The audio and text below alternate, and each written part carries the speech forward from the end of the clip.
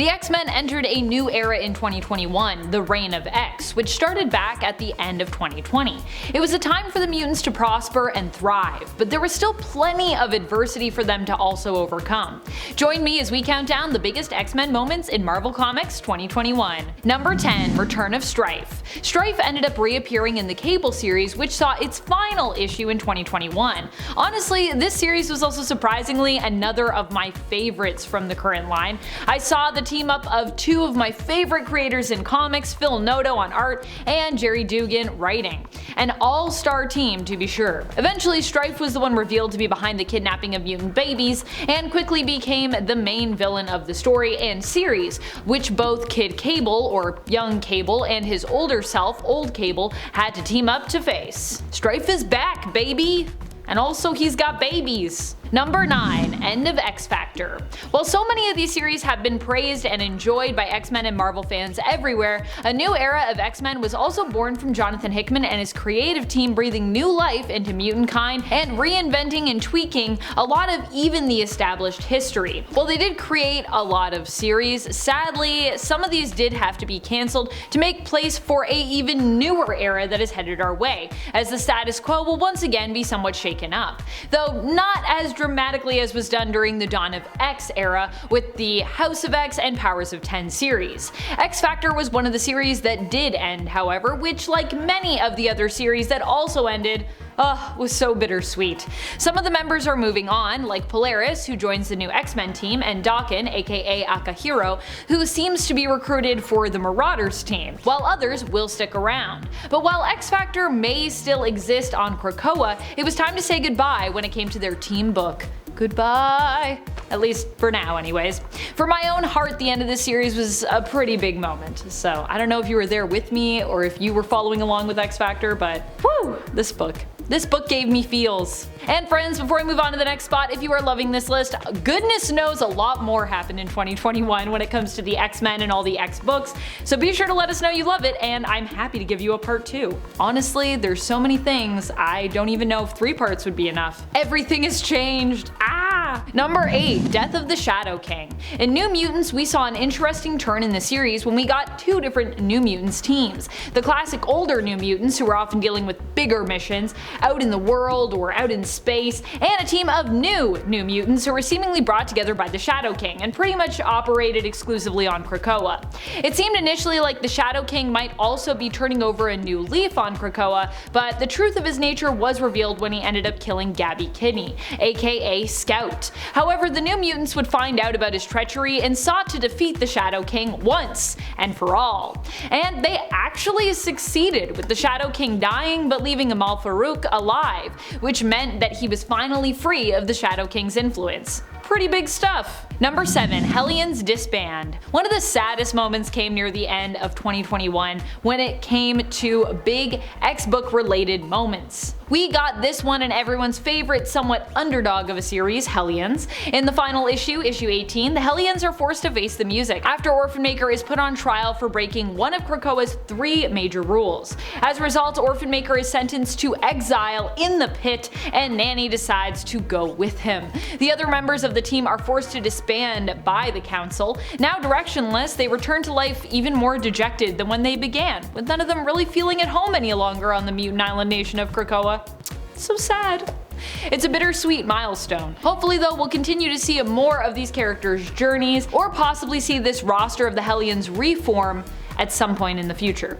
Hopefully. I want the Hellions to come back together. They're such a good team. Oh no. And just as they were all getting to work together and become a real team, that's of course when it ends. Of course. Number 6. A sleeper agent infiltrates the Quiet Council.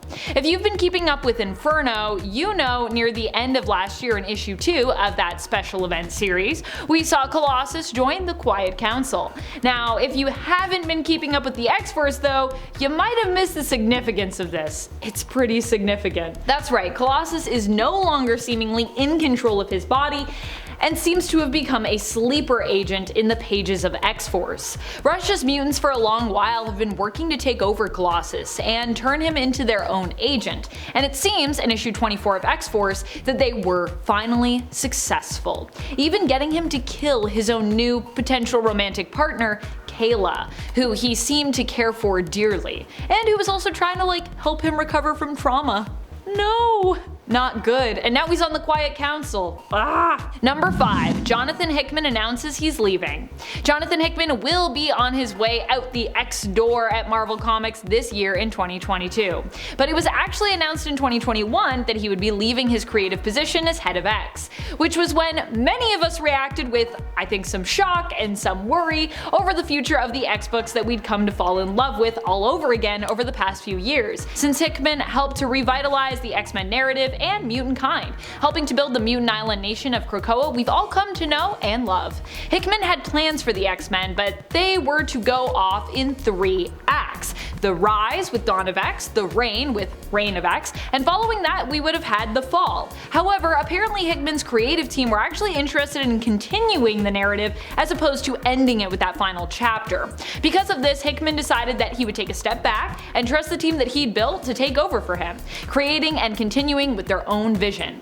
Exciting, but nerve-wracking stuff a little bit. However, considering we've gotten a look at some of the titles to come, I'm both a little sad but mainly still excited at this point. There's lots of good stuff heading our way. It will be sad to see Hickman leave, but there are still plenty of stories waiting to be told that we have to look forward to in his absence. And I also can't wait to see what Hickman does next. So that's also awesome. He's gonna go do something else and I'm gonna be like, now this is cool, and now you're gonna go do something else that's cool that I need to check out. It's great. Number 4. Hellfire Gala. The Hellfire Gala was probably one of the most anticipated mutant events in the last decade. It had the effect of making me wish I could myself attend in person, and coveting my virtual reading invite to attend via all the books that would have a Hellfire Gala issue tie-in. I even almost ordered a dress for this event. Well, I mean, I did order a dress, but it actually ran it out of stock after I placed said order. It would have been Emma Frost inspired, it would have been so cool. But all in all, it was still a magical time. I still did have a really nice dress to wear if I wanted to wear it to the gala. The first annual Hellfire Gala was mainly coordinated and organized by Emma Frost and the Hellfire Trading Company, in cooperation with many other mutant teams and operations on the island.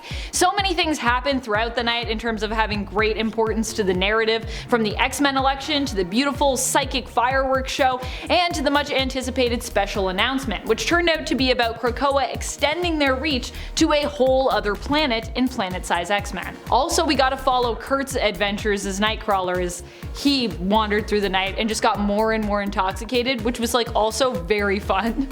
Maybe not the most narratively important, but just really great. Number 3. Destiny returns. The return of Destiny was another moment all of us X fans have been waiting for. Mystique has been pining for Destiny ever since the creation of Krakoa, where all mutants who have passed away can potentially be returned to us with the resurrection protocols. However, Krakoa, it seems, was not really interested in resurrecting precogs, and of course Magneto and Professor X are operating on strict orders from Moira to basically never resurrect Destiny, no matter the reasoning. As a result, Mystique decides it's time she took her beloved's fate into her own hands.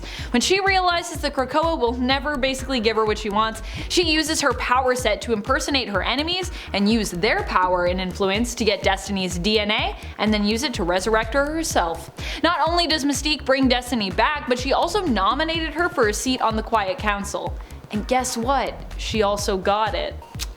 Drama! Number 2. Moira's secret is revealed. In Inferno, it is revealed to other mutants outside of the exclusive few that know that Moira McTaggart is alive and well, and that she is a mutant. The truth comes out and it is revealed to Emma Frost, whom Professor X and Magneto finally decide to trust with their secret, especially as we now have to deal with the return of Destiny.